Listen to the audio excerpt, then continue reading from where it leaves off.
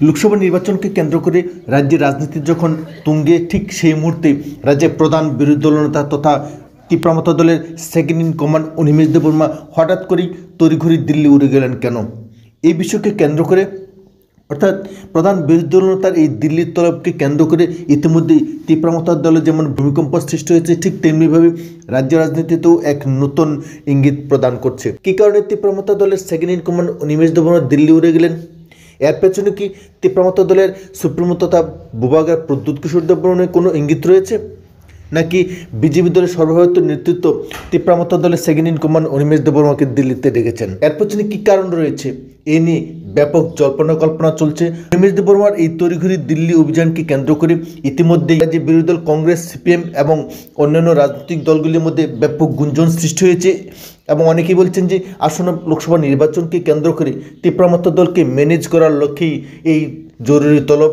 বিরোধী রাজনৈতিক দলগুলির এই বক্তব্য থেকে একটা বিষয় স্পষ্ট হয়ে যাচ্ছে যে আসন্ন লোকসভা নির্বাচনে তীব্রমতা দলকে বিজেপি হাইকমান্ড ম্যানেজ করে নিয়েছে। বিজেপি দলের হাইকমান্ড তথা স্বরাষ্ট্রমন্ত্রী অমিত শাহের নির্দেশেই কি তড়িঘড়ি দিল্লি উড়ে গিয়েছেন? অমিত শাহ কেন ডেকেছেন? তাহলে কি ধরে নিতে হয় যে প্রধান বিরোধী দলনেতা অনিমেষ দেববর্মা, সেই সঙ্গে তীব্রমতা সুপ্রিমো প্রদ্যুৎ কিশোর দেববর্মনকে সঙ্গে নিয়ে এক দ্বিপাক্ষিক বৈঠক অনুষ্ঠিত হতে চলেছে দিল্লিতে, এবং যেই বৈঠক থেকেই তীব্রমতা দলকে সম্পূর্ণভাবে ম্যানেজ করার ফর্মুলা আবিষ্কৃত হবে। যদিও নিন্দুকরা বলে থাকেন যে আসন্ন লোকসভা নির্বাচনের পূর্বেই রাজ্য মন্ত্রিসভা সম্প্রসারিত হবে এবং এই মন্ত্রিসভায় তীব্রমতা দল থেকে কারা স্থান পাবেন, কিংবা বলা যায় তীব্রমতা দলের কোন কোন বিধায়ক এবার মন্ত্রিসভায় যোগদান করবে, শীর্ষ লক্ষ্য স্থির করার জন্যই নাকি এই বৈঠক।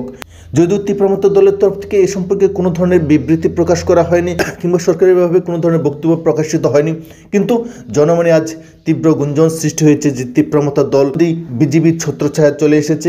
কারণ ইতিপূর্বে বিজেপি দলের সর্বভারতীয় নেতৃত্বের নিমন্ত্রণেই তীব্রমতা সুপ্রিমো প্রদ্যুৎ কিশোর দেববর্মন রামলালার উদ্বোধনী অনুষ্ঠানে যোগদান করেছিলেন। সেই সঙ্গে আরও তাৎপর্যপূর্ণ বিষয় হলো, রাজ্য সরকার যেখানে রামলালার প্রতিষ্ঠা দিবসকে কেন্দ্র করে অর্ধ দিবস সরকারি ছুটি ঘোষণা করেছেন, সেক্ষেত্রে আরও এক কদম এগিয়ে গিয়েছে এডিসির তীব্রমতা প্রশাসন।